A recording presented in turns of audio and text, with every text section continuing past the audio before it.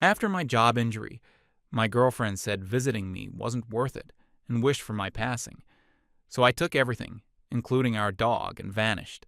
Beamy, 44M, married to Jessica, 41F, for 8 years. She brought her son Tyler, now 16M, into our marriage. Kid was 8 when we first met. Really tried with him. Built him a treehouse. Taught him to fish.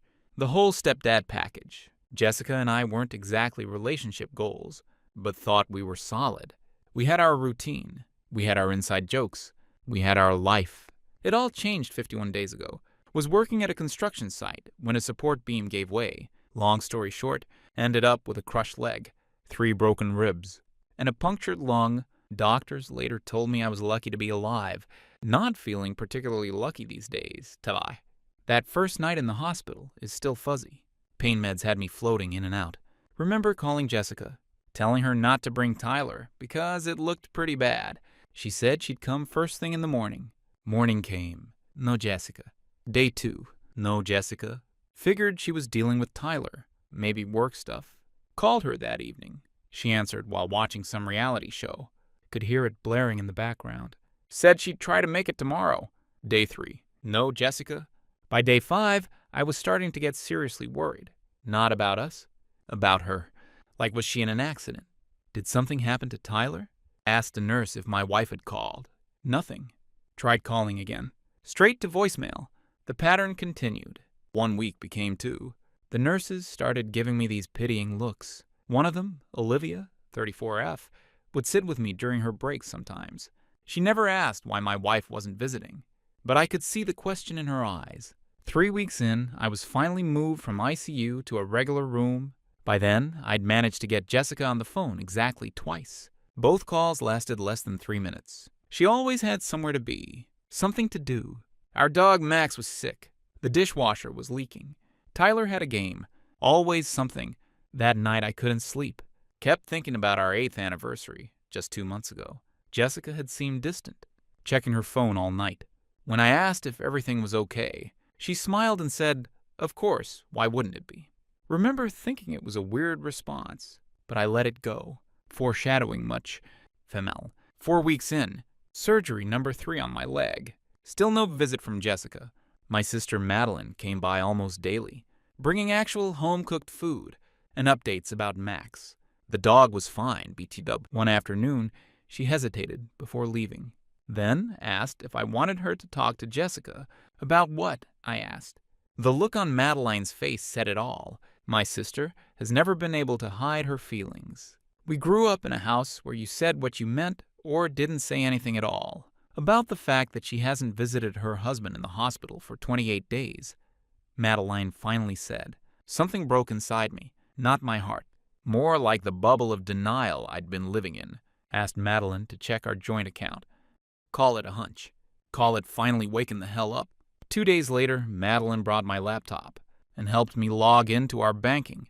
What I saw made my blood pressure spike so high that a nurse came running when the monitors went crazy. $7,500 withdrawn over the past month. ATM withdrawals mostly. A few transfers to an account I didn't recognize. And a charge from a jewelry store. Jessica doesn't wear jewelry except her wedding ring and the necklace I got her last Christmas.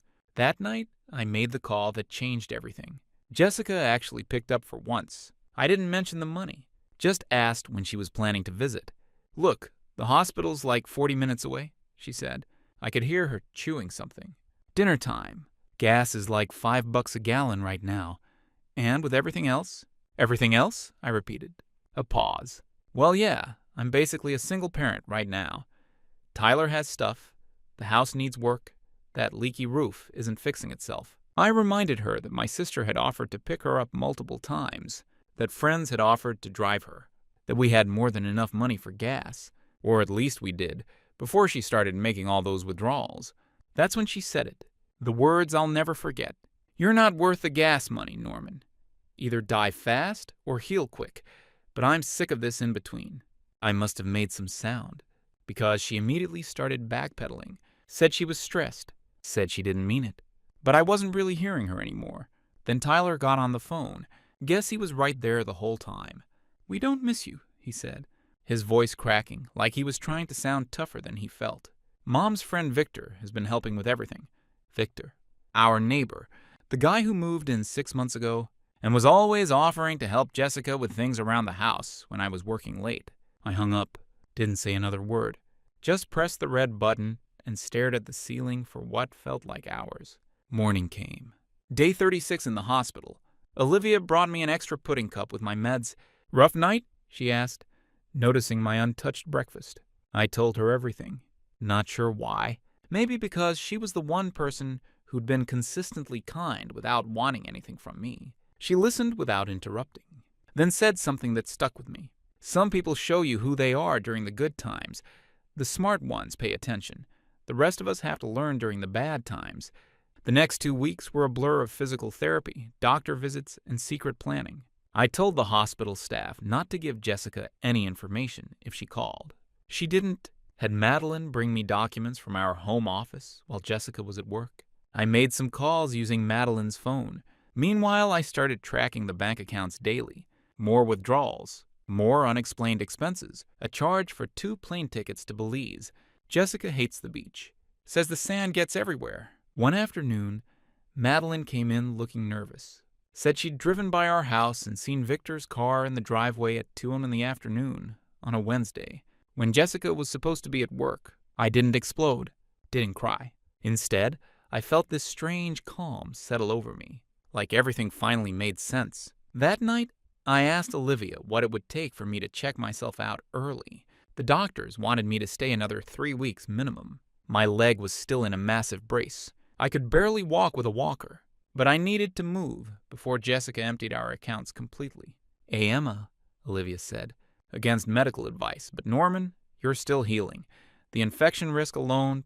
I can't stay here, I told her. Not anymore. She helped me understand what I'd need for home care, helped me find a medical supply company that would deliver equipment, even gave me the number of a home health service. Day 51. I signed the AMA papers. My doctor spent 30 minutes trying to talk me out of it. Said I was risking serious complications. I told him I'd risk more by staying. Madeline picked me up in her SUV, had the back seats folded down so I could keep my leg elevated. As we pulled away from the hospital, she asked the obvious question. Where to? Your place? I watched the hospital disappear in the side mirror. 51 days. Not one visit from my wife. No, I said. Not home. Take me to the Sunbridge Hotel on Oakwood Avenue. I made a reservation, extended stay. For how long? I thought about Jessica and Tyler and Victor, about the missing money and the beach trip, about 8 years of building a life with someone who couldn't be bothered to visit me in the hospital. As long as it takes, I said. I've got plans to make. Madeline glanced at me, then back at the road. You're going nuclear, aren't you? For the first time in 51 days, I smiled. No, I'm going to give Jessica exactly what she deserves. Nothing more, nothing less. And that's how Operation Empty House began. Update 1. First, thanks for all the support and messages. Wasn't expecting this to blow up like it did. Some of you called my story fake. Weird flex, but okay. Others wanted immediate updates. Sorry, it took a few days. Turns out managing revenge while still healing from major injuries is actually a massive time suck. So where was I? Right, the Sunbridge Hotel on Oakwood Avenue. Not going to lie, that first night was rough. The hotel room seemed massive and empty compared to my hospital room. No nurses checking vitals every 4 hours. No beeping machines. Just me, my thoughts, and a leg that felt like it was being stabbed repeatedly. Ended up binging some cooking competition show until 4x a.m. because the pain meds weren't cutting it. Madeline brought me breakfast the next morning. Those little microwavable breakfast sandwiches. And the strongest coffee known to mankind. Found her scrolling through comments on a neighborhood social media group. That's when I learned Jessica had posted about her heroic husband fighting for his life and asking for prayers during this difficult time, complete with a 5-year-old picture of us on vacation. The timestamp showed she'd posted it 3 days after my accident and never mentioned me again. The absolute gall of this woman. Madeline wanted me to call Jessica immediately. Tell her I knew everything. Go scorched earth on social media? Part of me wanted that too. The messy public meltdown where everyone would see what she'd done. But something Olivia said at the hospital kept echoing in my head. The best revenge isn't just planned, it's patient. So instead of rage texting, I made a list. Opened the Notes app on my phone and just started typing everything I needed to do. Find a lawyer, document assets, figure out what happened with our money, get my own bank account, find a permanent place to live, get Max, priority. Madeline helped me find a lawyer who could come to the hotel, since I still couldn't drive. Guy named Daniel showed up the next day, in jeans and sneakers, carrying a backpack instead of a briefcase. Not what I expected. But turns out Daniel was exactly what I needed. Practical, straightforward, and apparently specialized in complicated domestic situations. First thing Daniel asked was whether I wanted divorce or just separation. Hadn't even gotten that far in my thinking, TBH. But the answer came quicker than I expected. Divorce, I said. Definitely divorce. We spent 3 hours going through everything. The house bought before marriage, but refinanced together. The cars, one in each name. The bank accounts, mostly joint. The retirement funds, separate. Daniel took notes on his tablet, occasionally letting out a low whistle. So she hasn't visited you once in the hospital? He asked. Looking up from his notes, 51 days, not once. He shook his head. And you're sure about the withdrawals? The trips? This Victor guy? I showed him the bank statements, the credit card charges, the social media posts Madeline had screenshotted, where Jessica had checked in at restaurants I'd never heard of, always with a friend who was never tagged. Here's where we stand, Daniel finally said. In this state, you're entitled to half of all marital assets. But there's a catch. You need proof of what exists before she starts hiding things. That night, I couldn't sleep again. Not from pain this time, but from planning. I lay there staring at the ceiling fan, spinning through possibilities. Jessica thought I was still in the hospital. She had no idea I knew about Victor, the money, any of it. That gave me an advantage I couldn't waste. Day 3 at the hotel. I created a new email account and ordered a burner phone online. Then I texted Jessica from my regular phone, telling her the doctors were keeping me longer. Reception was spotty, and I'd call when I could. She replied with a thumbs-up emoji. Not even actual words. Just. The next week was all about documentation. Madeline went to our house while Jessica was at work and photographed everything. Every room, every drawer, every closet. She brought back all my important papers. Birth certificate, social security card, passport. Also snagged some clothes and my backup laptop. Meanwhile, I was busy opening new accounts at a different bank, set up direct deposit for my paychecks from my electrician job going forward, transferred my half of our savings. Not a penny more, not a penny less, as Daniel advised. Canceled our joint credit cards and got my own. Finding an apartment while barely mobile wasn't easy. Ended up doing virtual tours on my laptop. Found a ground floor unit in a building with an elevator. 15 minutes from my old house. Signed the lease digitally and paid the deposit from my new account. 2 weeks after leaving the hospital, I was still using a walker, but making progress. Jessica had called exactly twice, both times for less than a minute. Always too busy to talk, always rushing somewhere. I kept up the act, telling her I was doing physical therapy twice a day and the doctors were pleased with my progress. That's when I found out through Madeline that Jessica was planning a girls' weekend with her friends. 3 days in Chicago. Leaving Friday morning, coming back Sunday night. Perfect timing doesn't even begin to cover it. I called a moving company and scheduled them for Saturday. Paid extra for packing services. Made a detailed inventory of what was mine before the marriage, what we bought together, and what was exclusively hers. Daniel reviewed it all, making adjustments to keep everything legal. The waiting was the hardest part. By Thursday night, I was practically vibrating with nervous energy. What if Jessica canceled her trip? What if she came home early? What if Tyler stayed behind? 1,000 what-ifs running through my head on repeat. Friday morning came. Madeline drove past our house at 7 a.m. Jessica's car was gone, replaced by an airport shuttle van loading luggage. Operation Empty House was officially a go. Madeline picked me up from the hotel at noon on Saturday. By then, I'd progressed from a walker to crutches, still slow AF but mobile enough. We arrived at the house just as the moving truck pulled up. 4 guys, all business. I had my keys, my inventory list, and a determination I didn't know I possessed. Walking into my house after almost 70 days away felt surreal. Everything looked the same, but somehow different, like walking onto a set of a TV show about my life rather than my actual home. Photos of Jessica and me on the walls, Mail piled on the kitchen counter. Tyler's shoes in the entryway. Most surprising, the house was spotless, like magazine perfect clean. In 8 years of marriage, I'd never seen it this tidy. Apparently, Jessica only broke out the good housekeeping for Victor, not her husband. Max came bounding down the stairs when he heard my voice. Nearly knocked me over despite my crutches. 80 libs of pure canine joy, whining and licking and wiggling like his tail might fly off. That moment, my dog remembering me after months away, almost broke me. Had to excuse myself to the bathroom for a minute to pull it together. The movers were efficient. Started with the big furniture first. The bedrooms set I'd bought before marriage. The living room furniture we'd picked together, but split 50-50. My office setup. My tools from the garage. Jessica's stuff stayed untouched. Her vanity. Her closet full of clothes. Her craft room supplies. Tyler's room was trickier. Legally, I had no obligation to the kid. But emotionally, that was another story. I'd helped raise him for 8 years. Taught him to ride a bike. Helped with science fair projects. In the end, I left everything except the gaming setup I'd bought him last Christmas. That came with me. Around 4 p.m., Madeline ordered pizza for everyone. We sat on moving blankets in the half-empty living room, eating straight from the box. One of the movers asked why we were leaving some stuff behind. I just said we were separating households. He nodded like he'd seen it all before. By 7 p.m., the truck was loaded. I did one final walkthrough, making sure I'd taken exactly what I was entitled to. No more, no less. Found myself standing in our bedroom, staring at the wedding photo on Jessica's nightstand. Decided to leave it. Let her deal with that memory. The new apartment was chaos that night. Boxes everywhere.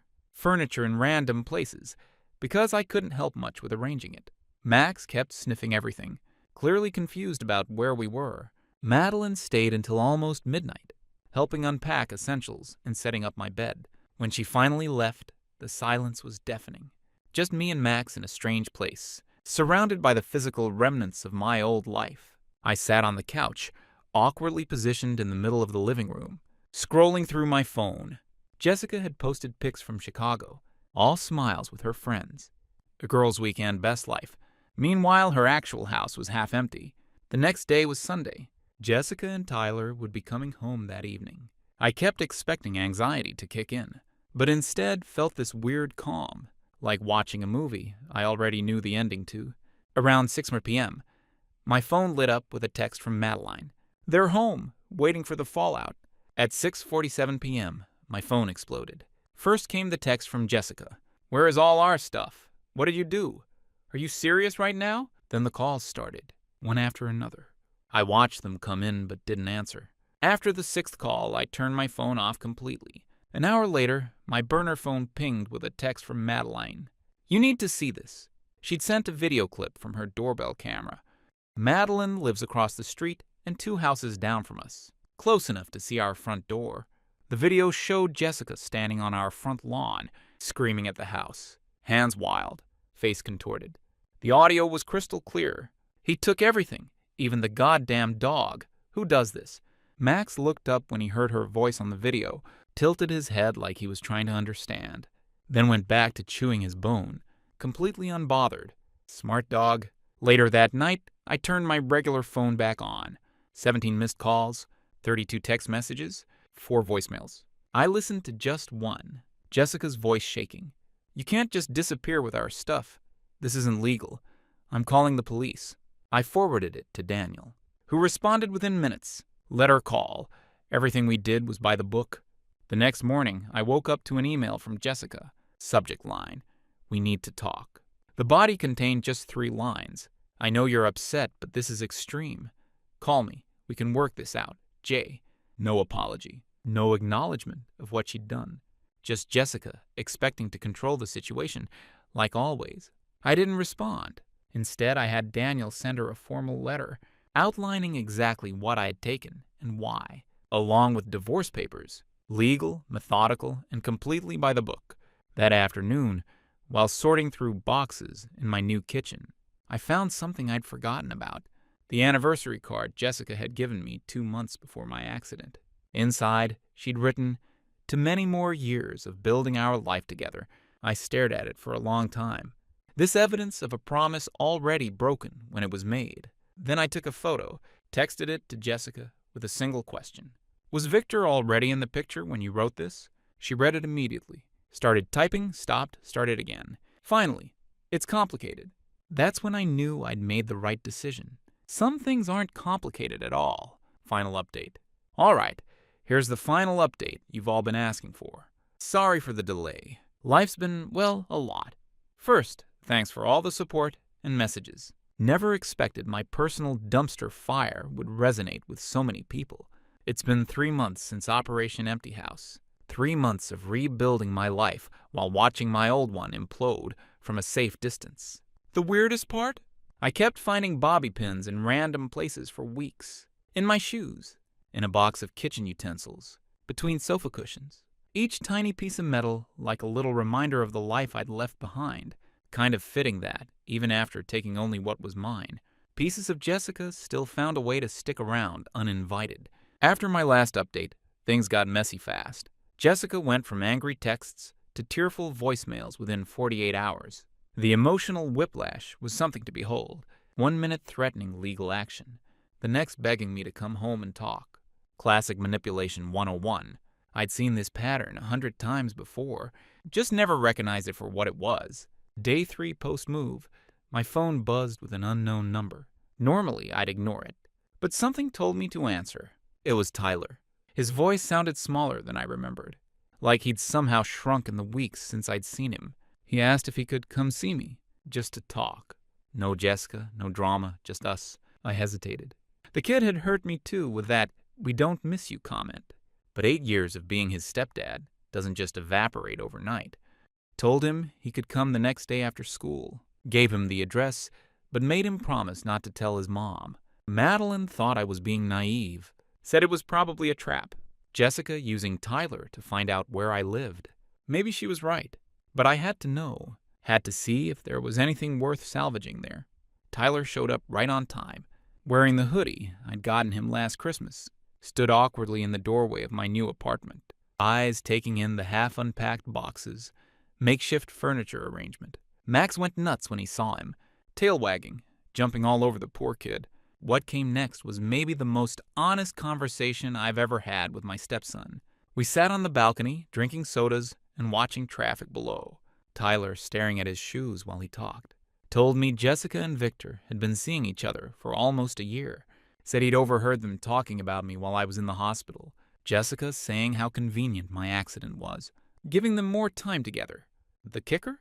The "we don't miss you" line wasn't even his idea. Jessica had coached him. Promised him a new gaming system if he said it convincingly enough. Said she needed to push me away so I'd stop calling so much. The kid was 16, caught between loyalty to his mom and his own moral compass. I asked why he was telling me all this now.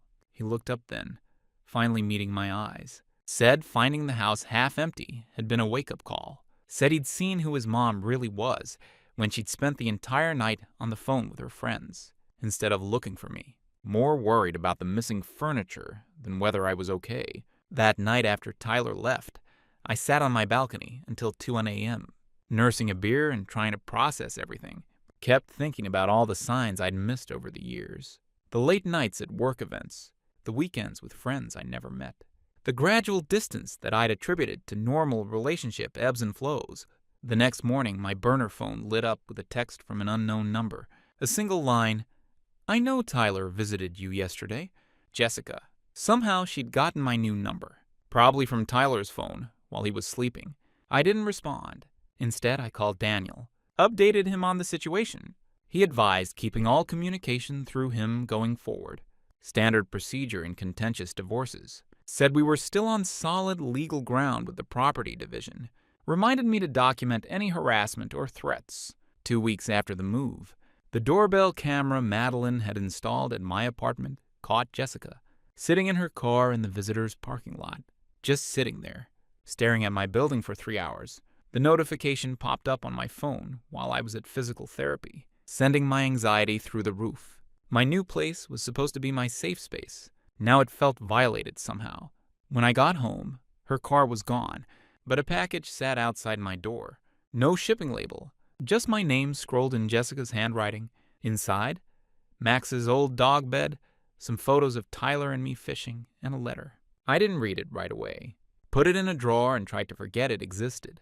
That night, Jessica called from yet another new number. I almost didn't answer, but something told me I should.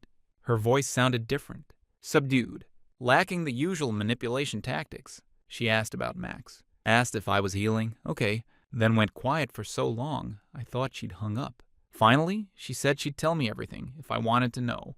No more lies, no more games, just the truth. Part of me wanted to hang up, to protect the progress I'd made, but a bigger part needed answers. Closure, I guess. So we talked for almost 2 hours. She admitted the affair with Victor had started 9 months before my accident, said she'd been planning to ask for a divorce, but could never find the right time. Then I got hurt, and suddenly there was a new calculus. If I died, she'd get the insurance money. If I lived, she'd have to split everything in a divorce. That's why she never visited. She was hoping I wouldn't make it. Let that sink in. My wife of 8 years was actively hoping I would die. When I survived, she started withdrawing money, preparing for the inevitable separation, the Belize tickets, a planned getaway with Victor once everything was settled, the jewelry store charge, a gift for him, not her. I listened to it all without interrupting, without reacting, just absorbing each revelation like another brick being added to the wall between my old life and my new one. When she finished, I had only one question. Why tell me this now? She laughed, but it sounded hollow. Said Victor had broken things off the day after I moved out. Apparently my psycho, her words, had spooked him, made him realize she wasn't worth the drama. So now she was alone in a half-empty house with a son who barely spoke to her. I should have felt satisfaction, vindication even. Instead, I just felt tired. Tired of the games, the lies, the emotional roller coaster of it all. I told her I'd have Daniel handle everything from here on out, that we had nothing left to say to each other. A week later, Tyler asked if he could stay with me on weekends. Said things at home were tense. Jessica drinking more than usual, crying at random times, picking fights over nothing. I checked with Daniel. Legally complicated, but doable with Jessica's consent. Surprisingly, she agreed. Maybe out of guilt, maybe just to get a break from parenting. Either way, I cleared out the second bedroom and set it up for Tyler. Nothing fancy, just a bed, a desk, and space for his stuff. The first weekend was awkward as hell. Neither of us knew quite how to be around each other in this new reality. Ended up spending most of it playing video games and ordering too much takeout. By the third weekend, we'd found our rhythm. Friday night movies, Saturday morning pancakes, Sunday dog walks with Max. Small, ordinary moments, building a different kind of relationship. Meanwhile, the divorce proceedings trudged forward. Jessica contested some of the property division initially, then suddenly dropped it. Signed everything without further argument. The house would be sold, proceeds split evenly. The rest of our assets divided, according to Daniel's original plan. 6 weeks after the move, I was scrolling through Instagram when an unfamiliar account popped up in my suggestions. Olivia from the hospital. We'd exchanged numbers, but hadn't really stayed in touch. Her profile was mostly hiking photos and food pics. Without overthinking it, I sent her a message. Just a casual check-in. She responded almost immediately. We met for coffee a few days later. Nothing romantic. Just two people catching up. She changed jobs, moved to a different hospital. I showed her photos of Max and his new apartment life. Told her about Tyler's weekend visits. She listened in that same attentive way she had in the hospital. Like every word mattered. As we were leaving, she mentioned a support group for people recovering from major injuries and life changes, said it had helped her after her own divorce years ago. I took the info but didn't commit. Groups weren't really my thing. But 2 weeks later, I found myself sitting in a community center meeting room, surrounded by strangers with their own stories. Didn't say much that first time, just listened. It was oddly comforting to be around people who understood the physical and emotional toll of rebuilding a life from scratch. 3 months post-move, things were finally settling into a new normal. My leg was healing, still with a limp, but no more crutches. The apartment actually looked like someone lived there, rather than a storage unit. Max had claimed the sunny spot by the sliding door as his personal domain. Then came the day of the final divorce hearing. I'd been dreading it for weeks. Not because I had second thoughts, but because it meant being in the same room as Jessica again, The courtroom was smaller than I expected. Jessica sat across the aisle, wearing a dress I'd never seen before. Hair done, makeup perfect, like she was performing for an audience. When our eyes met, she gave me a tight smile that didn't reach her eyes. The proceedings were surprisingly anticlimactic. The judge reviewed our agreement, asked a few clarifying questions, then made it official with a stroke of his pen. 8 years of marriage dissolved in less than 30 minutes. As we walked out, Jessica stopped me in the hallway. For a moment I thought she might cause a scene. Instead, she handed me an envelope. Said it was a copy of our wedding photo that I'd left behind. Said she thought I might want it someday for memory's sake. I thanked her politely, tucked it in my jacket pocket, and walked away. Didn't look back. The photo went straight into the trash when I got home. That night, I got a text from Tyler asking if our weekend plans were still on. Despite the divorce being final, something about that message, the uncertainty in it, the fear of more loss, hit me hard. Reminded me that while Jessica and I were done, my relationship with Tyler didn't have to end too. I texted back, "Of course, pizza and movie night tomorrow, your pick this time." The next evening, as Tyler and I sat on the couch with Max sprawled across both our laps, I found myself actually laughing at some stupid joke in the movie. Not the polite chuckle you forced to be social. A real laugh that caught me by surprise with its authenticity. And that's when it hit me. I was going to be okay. Not immediately. Not perfectly. But eventually, genuinely okay. Last week, Jessica finally sold the house. Movers came for her remaining things. Madeline sent me a picture of the sold sign in the front yard. Should have felt monumental. But it was just another step in the process of untangling our lives. Yesterday, I had my final physical therapy session. The therapist said I'd made remarkable progress, that most people with my injury take twice as long to reach this point. I credited spite and stubbornness. She called it resilience. Maybe we're both right. So that's where things stand. Divorce finalized. House sold. Physical recovery on track. Tyler visiting regularly. Max thriving. Me finding my way forward, one day at a time. Oh, and Olivia. We've had coffee 6 times now. Dinner twice. Nothing rushed, nothing forced. Just 2 people getting to know each other properly. She came over last weekend and taught Tyler how to make homemade pasta. The kitchen looked like a flower bomb had exploded, but it was the best meal I'd had in months. Jessica still texts occasionally, usually about Tyler, sometimes about practical matters, mail that needs forwarding, tax documents, insurance paperwork. Our conversations are civil but brief. The anger has faded to something more like distant acknowledgement.